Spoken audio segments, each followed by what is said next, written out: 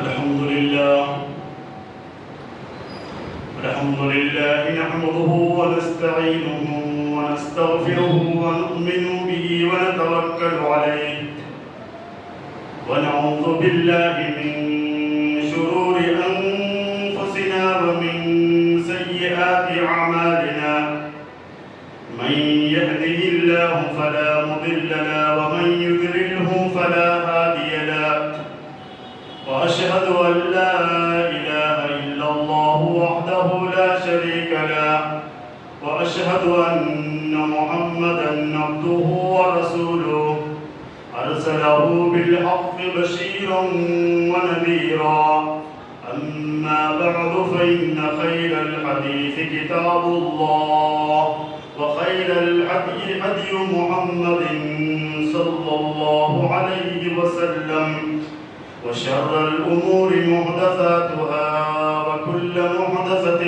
بدعة وكل بدعة ضلالة وكل ضلالة في النار فأعوذ بالله من الشيطان الرجيم بسم الله الرحمن الرحيم ولقد خلقنا الإنسان ونعلم ما توسوس به نفسه ونحن أقرب إليه من حبل الوريد إذ يتلقى المتلقيان عن اليمين وعن الشمال قعيد ما يلفظ من قول إلا لديه رقيب عتيد وجاءت سكرة الموت بالحق ذلك ما كنت منه تحيد ونفخ في الصور ذلك يوم الوعيد وجاءت كل نفس معها سائق وشهيد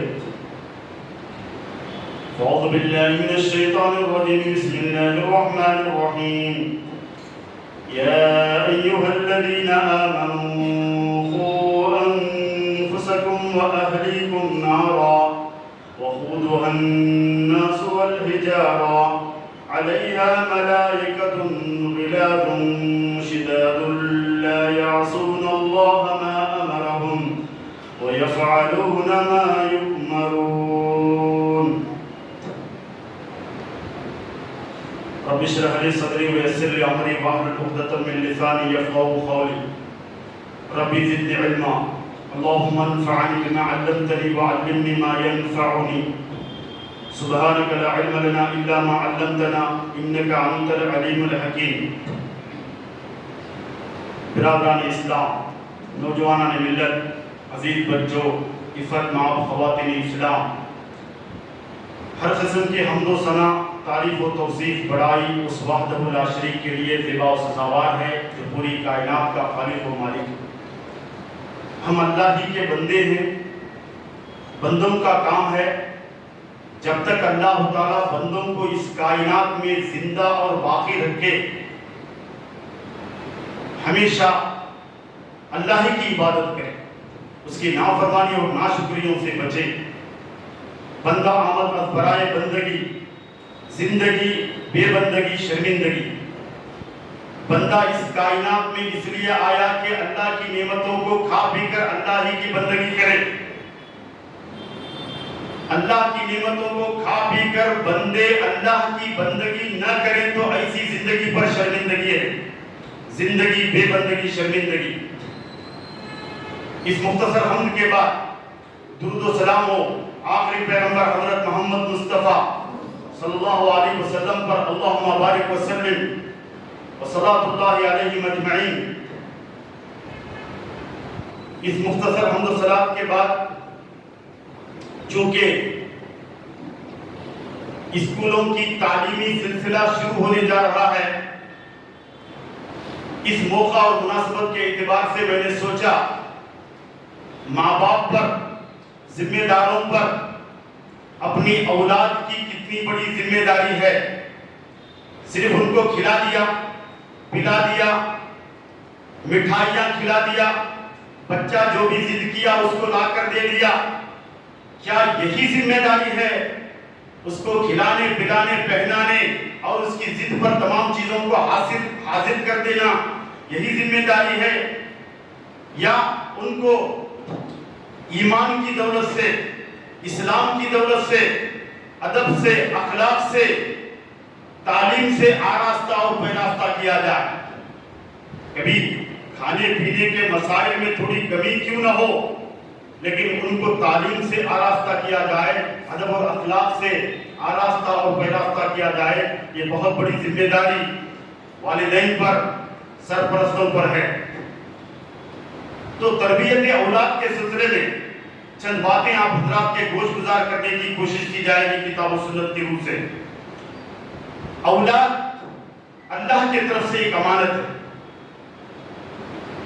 کتنے لوگ اولاد کے لیے پریشان ہیں، حرمین تک بھی پہنچ جاتے ہیں، مکہ مدینہ، ہم بے اولاد ہیں، اللہ سے مانگنے کے لیے اس کے گھر کے پاس آئے، اللہ ہمیں اولاد دے دے، دعا کی درخواست کرتے ہیں کہ آپ ہمارے لیے دعا کیجئے کہ اللہ اولاد ہم کو دے دے۔ بعض انسان اولاد کی طلب کے لیے اللہ کے مقام کے علاوہ کہیں اور بھی پہنچ جاتے ہیں، اسلام اس کی اجازت نہیں دیتا۔ ہر چیز کی جو ہے عطا دینے والی ذات اللہ رب العالمین کی ہے۔ اگر کتاب و سنت کی تعلیمات کو ہم پڑھ لیں، کتنے لوگ اولاد سے پریشان ہیں، اس لیے کہ بچپن میں انہوں نے اپنی اولاد کی جیسے تعلیم و تربیت کی فکر کرنا چاہیے تھا وہ نہیں کر سکے، اسی لیے یہ اولاد ان کے وبال جان بنی ہوئی رہتی ہے۔ میں نے قرآن مجید میں سورہ تحریم کی آیت شریفہ آپ حضرات کے سامنے پیش کیا۔ اس آیت میں اللہ رب العالمین نے والدین کو، سرپرستوں کو تنبیہ کیا ہے، آگاہ کیا ہے، یا ایھا الذین آمنوا، اے ایمان والو، قوا انفسکم، تم خود بھی جہنم کی آگ سے اپنے آپ کو بچاؤ۔ جیسے دنیا کی بیماریوں سے اپنے آپ کو بچانا چاہتا ہے، عمدہ اور اچھے ڈاکٹروں کی دوائیں لینا چاہتا ہے، اپنی اولاد، اپنے اہل خانہ کے لیے بھی علاج و معالجہ کے لیے کہاں کہاں پہنچ جاتا ہے۔ دنیا کی سردی گرمی سے، دنیا کے آفتوں سے بچنے کی بڑی فکر ہے۔ یہ دنیا تو عارضی ہے، لیکن وہ ہمیشہ کی زندگی میں ہمیشہ جہنم کی آگ میں جلتا رہے گا، یہ بہت بڑی آفت ہوگی۔ دنیا کی چھوٹی بڑی تکلیف انسان کو برداشت نہیں ہو سکتی، اور وہ تکالیف، وہ عذابات، پوری کائنات میں رہنے والی دنیا کی آگ ایک حصہ ہے، حدیث شریف کے مفہوم کے اعتبار سے 69 حصے، 60 پر 9 حصے جہنم کی آگ زیادہ۔ تو اللہ رب العالمین نے اس آگ سے بچنے کی تاکید فرمائی، قوا انفسکم، اس آگ سے جہنم کی تم خود بھی اپنے آپ کو بچو، اور وَأَهْلِيكُمْ نَارًا، اور اپنے اہل و عیال کو، گھر والوں کو بھی بچاؤ، وَقُودُهَا النَّاسُ وَالْحِجَارَةُ، اس جہنم کا ایندھن انسان اور پتھر ہے۔ آج آگ بہت ساری چیزوں سے سلگائی جا رہی ہے، پیٹرول سے بھی آگ ہوتی ہے، ڈیزل سے بھی آگ ہوتی ہے، لکڑیوں سے بھی ہوتی ہے، آج کل کی جدید سلنڈر گیس سے بھی ہوتی ہے، اور جو ہے کاغذات، گھاس پھوس، بہت ساری چیزیں، اور زمین سے نکلنے والا کوئلہ، یہ سب جو ہے آگ کا ایندھن ہے جس سے آگ جلتی ہے۔ لیکن جہنم کی آگ انسان اور پتھر ہوں گے، اور اس آگ سے بچنے کی فکر کیا کرو۔ علیہا ملائکۃ غلاظ شداد لا یعصون اللہ ما امرہم، اس آگ پر اللہ کی طرف سے ایسے فرشتے مقرر ہیں، سخت دل فرشتے، تندخو فرشتے، اور شداد مضبوط زور آور فرشتے مقرر ہیں۔ ایسا نہ سمجھے کہ جو ہے دنیا کی عدالتوں میں، دنیا کی سزاؤں سے رشوت دے کر، پیسہ دے کر، بڑے لوگوں کے ریکمنڈ کے ذریعے بچنا چاہتا ہے، اس خیال میں نہ رہے کہ وہاں کسی کی سفارش کام آ جائے گی، بلکہ اللہ تعالیٰ کی اس عذاب پر ایسے مقررہ فرشتے جو سخت دل ہیں، تندخو ہیں، اور مضبوط ہیں، شداد زور آور ہیں، اب کسی کی کچھ نہیں چل سکے گی۔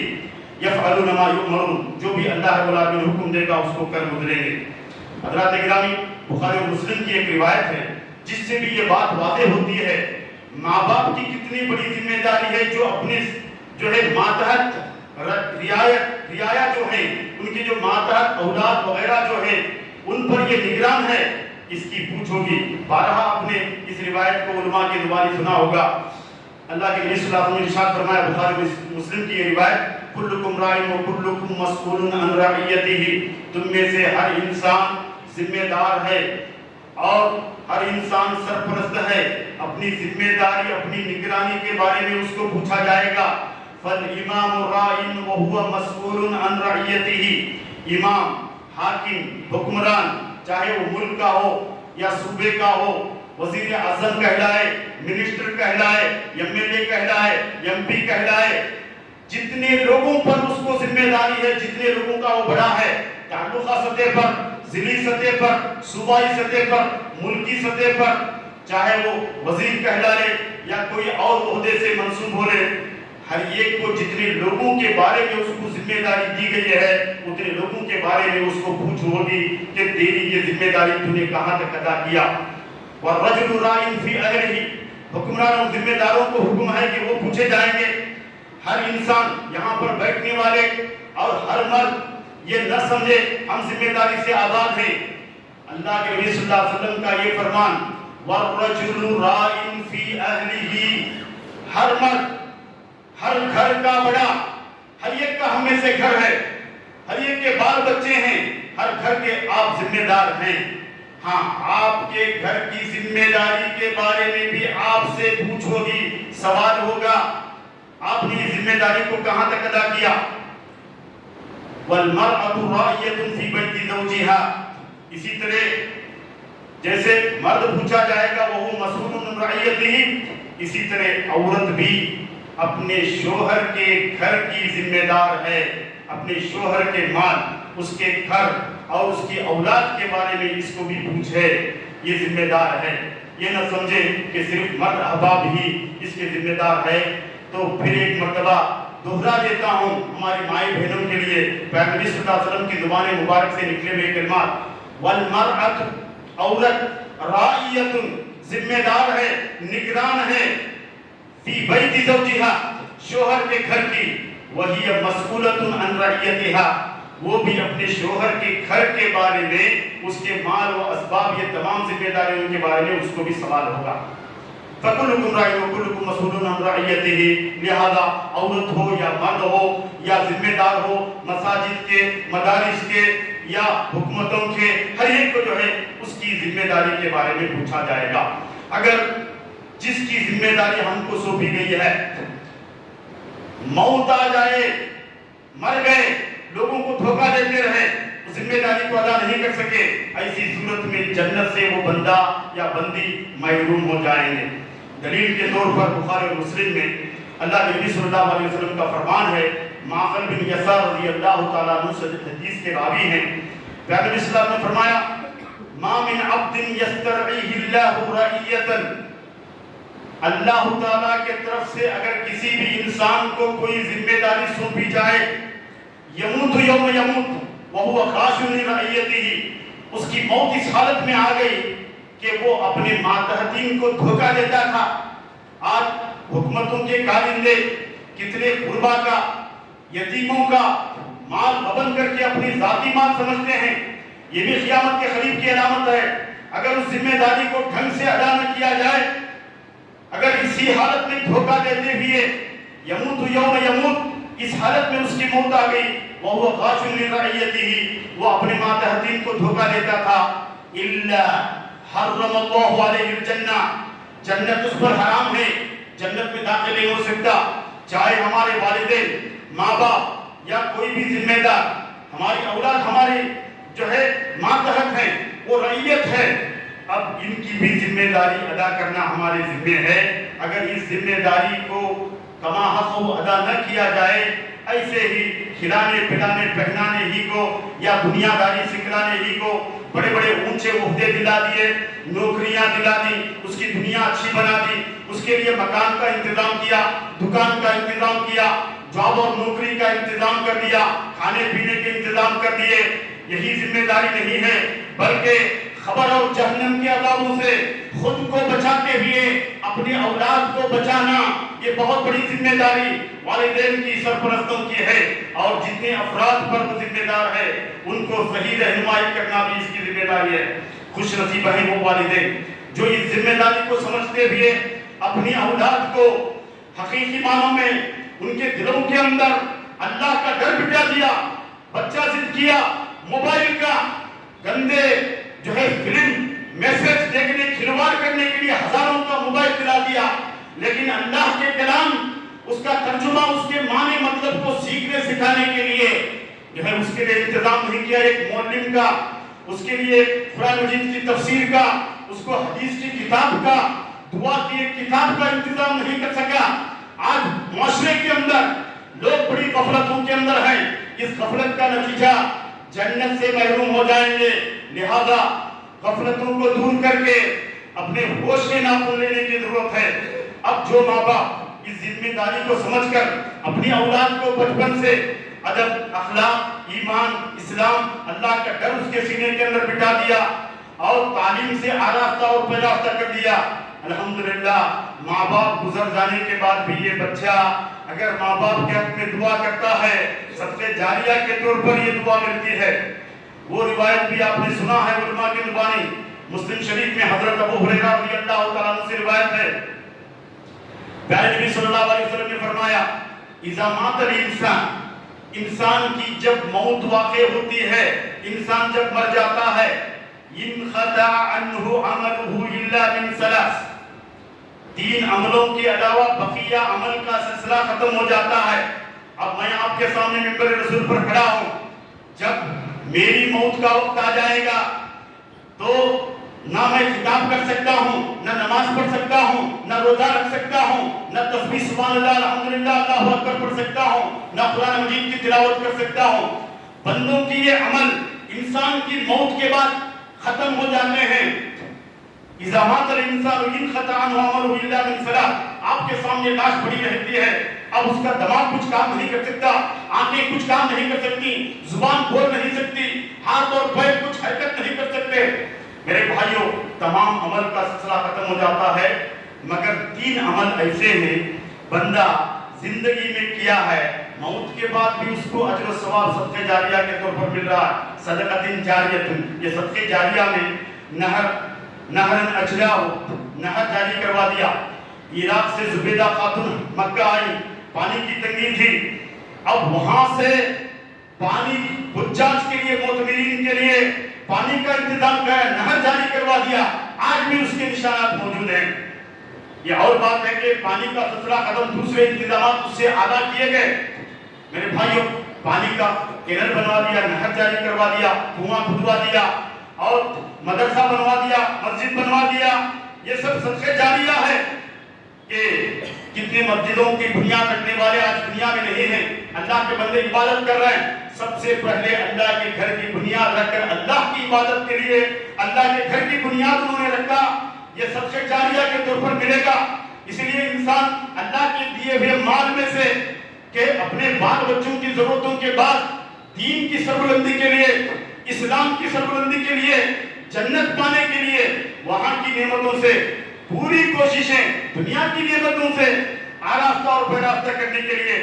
یہ مسلمان تو عید الاضحیٰ میں چند ہی دنوں میں ہزاروں کی تعداد میں، لاکھوں کی تعداد میں بکروں کو اور دیگر جانوروں کو قربانی کی شکل میں ہضم کرنے والا، اور ندی نالے سمندروں کی مچھلیوں کو ہضم کرنے والا، رمضان شریف میں فروٹ کی شکل میں ان کے دسترخوان پر آج بھی اگر جائزہ لیا جائے گا، یہ کلمہ پڑھنے والا مسلمان سب سے زیادہ اچھی چیزوں کو کھا رہا ہے.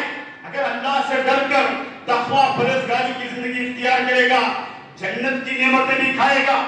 آج وہ لوگ غفلتوں میں ہیں، صرف دنیا کی نعمتوں کے پیچھے پڑ کر آخرت کی نعمتوں سے غافل ہیں، آخرت کے اعمال سے غافل ہیں. میرے بھائیوں، یہ صدقہ جاریہ کے کام جس میں یہ فہرست ہے، اور علم ينتفع به، علم جس سے فائدہ اٹھایا جا رہا ہے. میں آپ کے سامنے بہت سارے قرآن مجید کے آیات پیش کر رہا ہوں، حدیثیں پیش کر رہا ہوں، اس کا ترجمہ بول رہا ہوں. ہمارے علماء نے آج دنیا میں نہیں رہے، قرآن مجید کی تفسیروں کو لکھا. آج ہم کو پڑھنے سننے کے لیے موقع نہیں ہے، اور حدیث کے شروحات لکھے وہ تو چلے گئے، لیکن ان کی علم سے فائدہ اٹھایا جا رہا ہے. ان کی علم کی کوشش کی وجہ سے ان کو صدقہ جاریہ ثواب مل رہا ہے، اللہ کے نبی صلی اللہ علیہ وسلم کے فرمان. اب جو اہم چیز میں آپ کے سامنے ذکر کرنا چاہتا تھا وہ یہ ہے، او ولد صالح يدعو له، نیک بچہ نیک کیسا بنے گا؟ صرف دنیا کے ٹیوشن، دنیا کی تعلیم، دنیا کی ڈگری ہم کو دلایا، نماز پڑھنے کا سلیقہ نہیں سکھایا، اللہم بارک میری یاد نہیں، اتحیات یاد نہیں، اب نماز پڑھنے کا طریقہ نہیں سکھلایا، اللہ کی محبت دل کے اندر نہیں بٹھایا، بیکار چیزوں کی محبتیں اس کے دلوں کے اندر آ گئی۔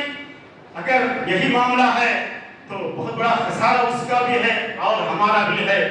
میرے بھائیوں، اگر اللہ کا ڈر اور خوف تعلیم سے آراستہ اور پیراستہ اپنے بچے کو کیا، اگر یہ بچے ماں باپ کے حق میں دعا کرتے ہیں، اے اللہ میرے والدین پر رحم فرما، رب ارحمہما کما ربیانی صغیرا، رب اغفر لی ولوالدی وللمؤمنین یوم یقوم الحساب، رب اغفر لی ولوالدی ولمن دخل بیتی مؤمنا وللمؤمنین والمؤمنات ولا تزد الظالمین الا تبارا۔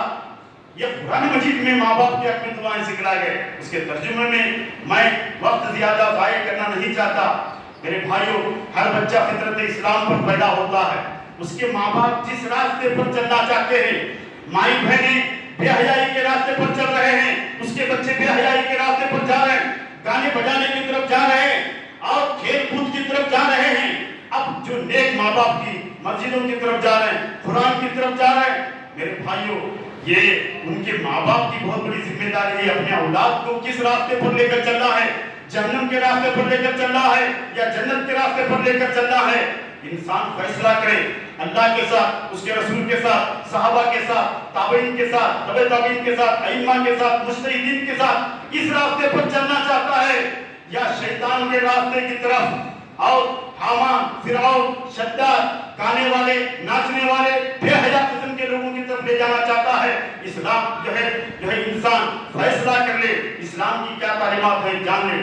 پیارے نبی صلی اللہ علیہ وسلم نے ارشاد فرمایا، بخاری اور مسلم کی روایت ہے، حضرت ابو ہریرہ رضی اللہ عنہ اس حدیث کے راوی ہیں، ما من مولود الا یولد علی الفطرہ، کہ جو بھی بچہ فطرت اسلام پر پیدا ہوتا ہے۔ ایک چھوٹی سی مثال آپ کو سمجھنے کے لیے، مرغا بانگ دیتا ہے، مسلمان کا پالا ہوا بکرا جو ہے مرغا بھی بانگ دے رہا ہے، صبح میں فرشتوں کی آمد ہے، یہود کا، نصارہ کا، مشرکین کا، یہ فطرت ہے۔ یہ نہیں ہے کہ ہم مسلمان نہیں ہیں، ہمارے مالک غیر ہیں اس لیے بانگ نہ دیا جائے، یہ فطرت ہے۔ تو ہر بچہ فطرت اسلام پر پیدا ہوتا ہے۔ فَأَبَوَاهُ يُحَوِّدَانِهِ وَيُنَسِّنَانِهِ وَيُمَجِّسَانِهِ، اب اس کے ماں باپ اگر یہودی ہیں تو اس بچے کو یہودیت کی طرف لے چل رہے ہیں، نصرانی ہیں، عیسائی ہیں تو اس کی طرف لے چل رہے ہیں، اور مجوسی ہیں، آتش پرست ہیں تو اس کی طرف لے چل رہے ہیں۔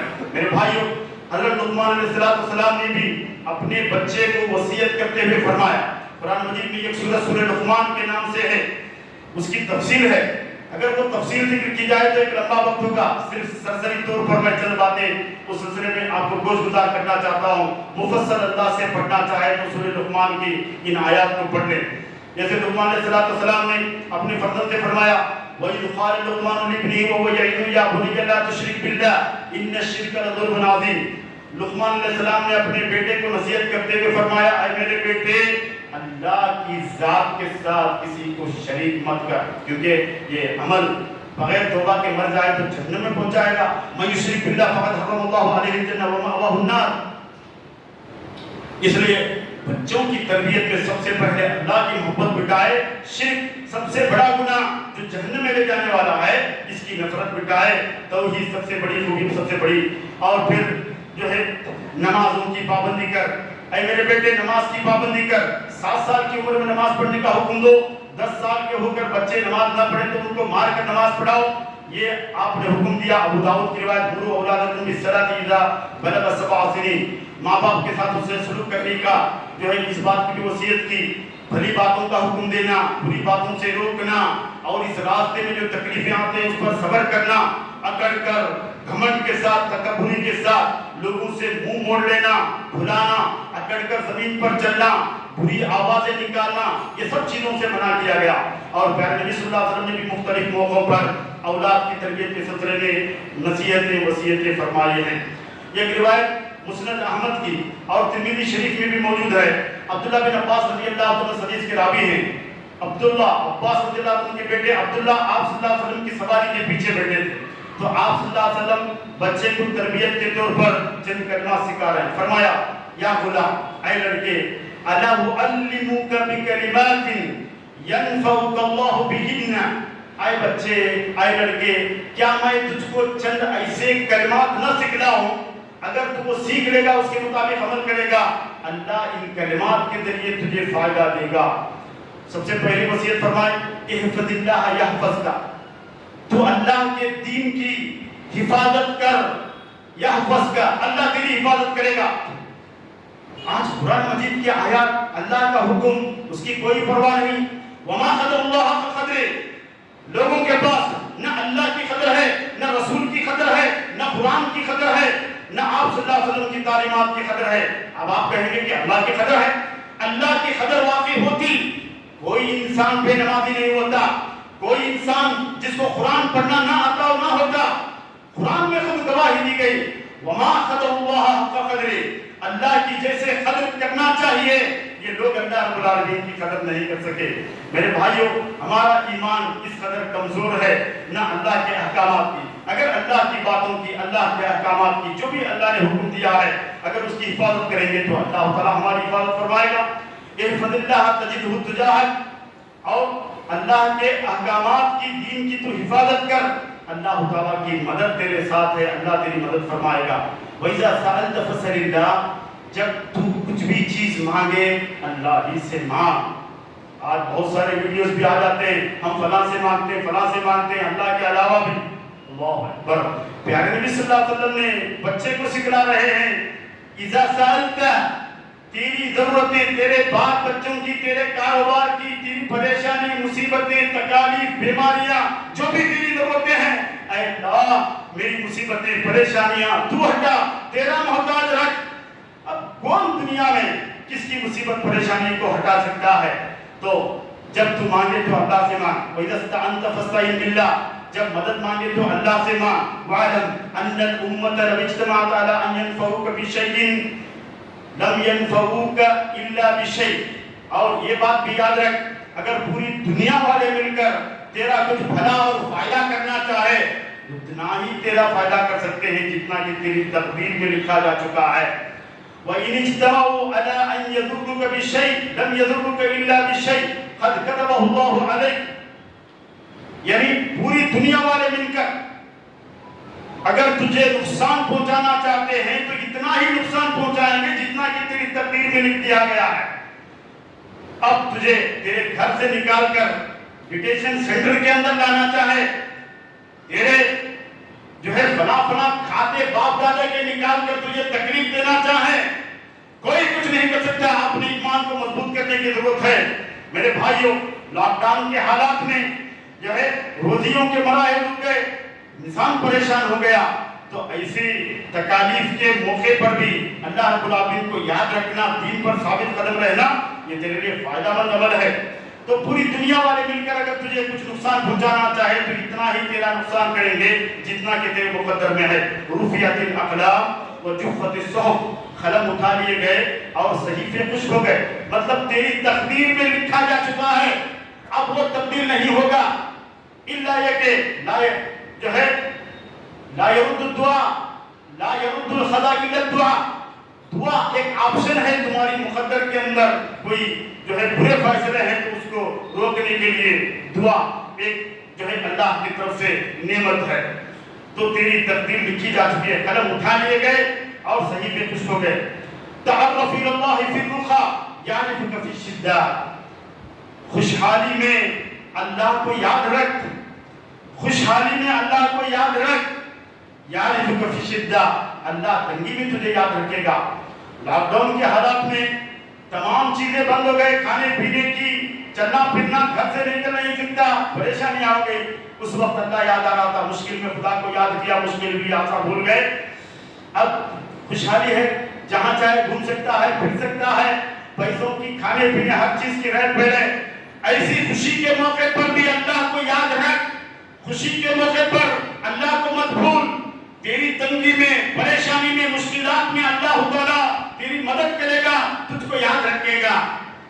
انسان کا معاملہ ہے، مشکل میں خدا کو یاد کیا، مشکل آ گئی، پریشانی، دکھ درد تکلیفوں میں اللہ کو یاد کرتا ہے۔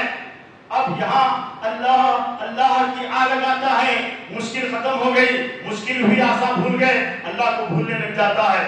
نبی صلی اللہ علیہ وسلم نے تعلیم دی عبداللہ بن عباس کو، اے بچے خوشحالی میں بھی اللہ کو یاد رکھ، اللہ تعالیٰ تجھے تنگ دستی میں تجھے یاد رکھے گا۔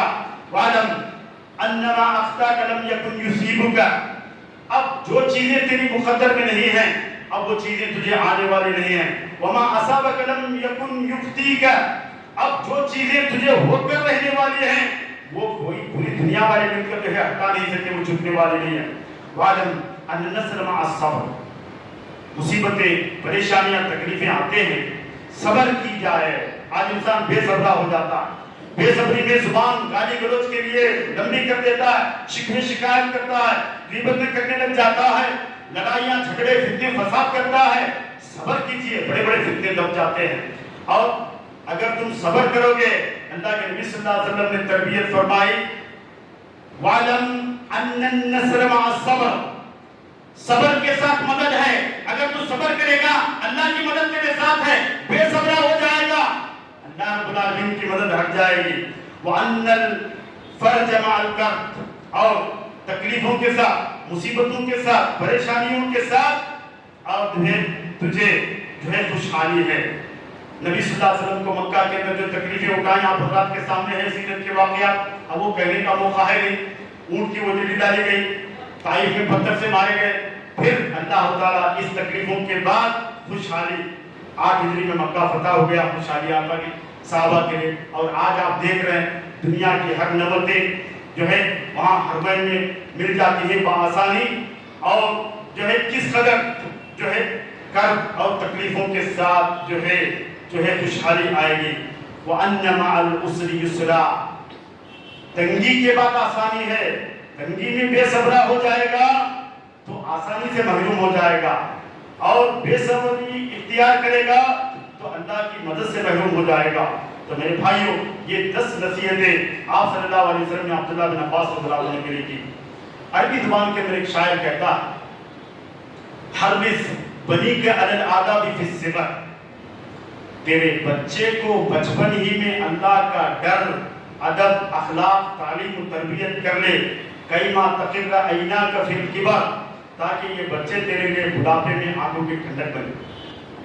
اگر چھوٹے پودے کو، درخت کو کھاد پانی ڈالے گا تو یہ تناور بن کر پھل دے گا، اگر اس پودے کو ایسے ہی چھوڑ دے گا سوکھ جائے گا، ختم ہو جائے گا۔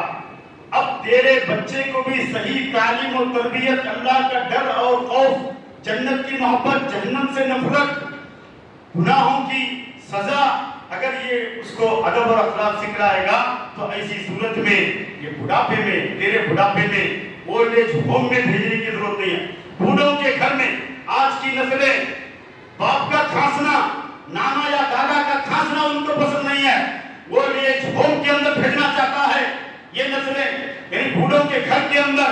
اب بڑھاپے میں جو ہے اسلام نے جو سکھلایا ہے، رب رحمہما کما ربیانی صغیرا، اس کے مطابق یہ آپ کی قدر کرے گا، آپ کی آنکھوں کی ٹھنڈک بنے گی۔ وَإِنَّمَا مَثَلُ الْآدَابِ تَجْمَعُهَا فِي غُنْفَانِ السَّبَاءِ كَالنَّقْشِ فِي الْحَجَرِ، بچپن میں علم ادب سے آراستہ کرنا ایسا ہے جیسے پتھر پر، بورڈ پر آپ نے چاکو سے لکھا مٹ جاتا، پتھر پر نقش کر کے لکھا، بارش کے باوجود بھی جو ہے وہ نہیں مٹتی، ایسی تحریریں آج بھی موجود ہیں جو ہے آثار قدیمہ کے طور پر۔ تو لہذا ذمہ داری ہے ماں باپ کی، اسلام اور اس کے ارکان اسلام، نماز، روزہ، زکوٰۃ، حج، توحید، یہ سب چیزیں، ایمان اور اس کے تقاضے، خود بھی جھوٹ نہ بولے، بچوں کو بھی جھوٹ بولنے سے روکیں، اس کی خباثت بتائیں۔ کتنے بچے بائیں ہاتھ سے کھاتے ہیں، بائیں ہاتھ سے پیتے ہیں، اور بڑے بھی اس میں مبتلا ہیں۔ اب شادی ہاتھ میں پہنچا، سیدھے ہاتھ سے کھانا کھا رہا ہے، بائیں ہاتھ سے پانی پی رہا ہے۔ بھائی اتنی بھی تعلیم نہیں آئی ابھی تک، کیا ہم پر افسوس کیا جائے گا؟ کل بھی یمینی ان الشیطان یاکل بشمالہ ویشرب بشمالہ، شیطان بائیں ہاتھ سے کھاتا اور پیتا ہے۔ معاشرے کے اندر علماء نے کیا تربیت کی، کیا علماء نے دین کو سیکھا، اللہ کے نبی صلی اللہ علیہ وسلم کا فرمان کیا جو ہے تربیت کی؟ بائیں ہاتھ سے کھانا پینا شیطان کا کام ہے۔ ان الشیطان یاکل بشمالہ ویشرب بشمالہ، اتنی بھی ادب اور تہذیب ہمارے اندر ابھی نہیں آئی. تو یہ سب چیزیں موجود ہیں میرے بھائیوں. خالی ٹائم پاس، آپ کی ٹی وی ٹائم پاس کر رہی ہے، مختلف چینل ٹائم پاس کر رہے ہیں، آپ کا موبائل ٹائم پاس کر رہا ہے. جنت حاصل کرنے کے لیے کچھ عمل نہیں کر سکتا. جہنم میں پہنچنے کے لیے آپ ٹائم پاس کر رہے ہیں. اللہ کے کلام کو مکمل ایک مرتبہ نہ پڑھ سکا، اس کا ترجمہ سیکھ سکا، نہ تفسیر سیکھ سکا، صبح شام کی اذکار اور دعائیں چند منٹ پڑھ سکا. اب زندگی ٹائم پاس ہو رہا ہے، فارغ اوقات فلم بینی میں، بچے بھی اسی میں، غیر ضروری میسجوں میں اور بری صحبت والوں میں، گانے بجانے اللہ کے ذکر کے بجائے اس میں مصروف ہو رہے ہیں. یہ سب کے بارے میں پوچھو گی. صرف دو باتیں ذکر کر کے بات ختم کر رہا ہوں. جن کے بچے بگڑ رہے، کم سے کم قرآن نے یہ دعا سکھلائی ہے. یہ دعا سیکھنے قرآن مجید میں سورہ فرقان کے اندر ہے، ربنا حب لنا من ازواجنا وذریاتنا قرۃ اعین وجعلنا للمتقین اماما. اے اللہ، ہمارے بیوی بچے، ہماری بیویاں کورٹ کچہری کے اندر لا کر کھڑا کر رہے ہیں، عزت نیلام ہو رہی ہے امت مسلمہ کی. یہ ہمارے لیے آنکھوں کی ٹھنڈک بنا، ہمارے بیویوں کو، ہمارے بچوں کو جو ہے بدنام کرنے والے نے، اور متقیوں کا امام بنا. جن کی اولاد بگڑ رہے ان کو یہ بولنا چاہیے. تو حضرات گرامی، آخری روایت ذکر کر کے بات ختم کر رہا ہوں. صحیح الجامع کی روایت ہے، ثلاث دعوات يستجاب لهن لا شك فيهن دعوة المظلوم ودعوة المسافر ودعوة الوالد لولده. تین لوگوں کی دعائیں قبول ہوگی، رد نہیں کی جائے گی، ریجیکٹ نہیں ہوگی. اب وہ تین خوش نصیب کون ہیں؟ دعوت المظلوم، مظلوم، کسی کو اتنا ظلم کر کے، ان کا حق دبا کر، ظلم کر کے، توہین کر کے، بدنام کر کے ان کی آہ مت لو، ان کے آنکھوں سے آپ کے خلاف آنسو نہ نکلے، کسی پر ظلم مت کرو. دوسری روایت میں ہے واتق دعوت المظلوم فإنه ليس بين الله وبينه حجاب. مظلوم کی بددعا لینے سے بچو، کیونکہ اللہ اور اس مظلوم کے درمیان کوئی رکاوٹ نہیں ہے. اس مظلوم کی بددعا عرش کو جو ہے دستک دیتی ہے، مظلوم کی دعا قبول ہوتی ہے. اور دعوت المسافر حالت سفر میں ہے، اس کی دعا قبول ہوتی ہے. آخری بات، دعوت الوالد لولدہ. باپ اپنے بیٹے کے لیے دعا کرتا ہے، اے اللہ میرے بیٹے کو جنتی بنا دے، دیندار بنا دے. یہ دعا بھی قبول ہوتی ہے. آج کتنے ماں باپ کو ان کی صحیح تعلیم و تربیت کی فکر ہے میرے بھائیوں. بہرحال کہنے کی اور بھی بہت ساری باتیں تھیں جو ہے موقع کے نزاکت اور وقت کے لحاظ سے اللہ رب العالمین سے میں دعا کروں اللہ رب العالمین کہنے اور سننے والے جميع حضرات کے عمل کی توفیق عطا فرمائے. ہم جن کے ذمہ دار ہیں، ہماری مائیں بہنیں، ہمارے افراد، ہمارے مرد احباب، ہمارے ذمہ داران، ہمارے حکمران، ان ذمہ داریوں کو بحسن و خوبی ادا کر کے جنت میں پہنچنے کی توفیق عطا فرمائے، رب کو راضی کرنے کی توفیق عطا فرمائے. اللہ رب العالمین ہر قسم کے جو ہے بدعمالیوں سے، برائیوں سے ہمیں محفوظ فرمائے. وآخر دعوانا الحمدللہ.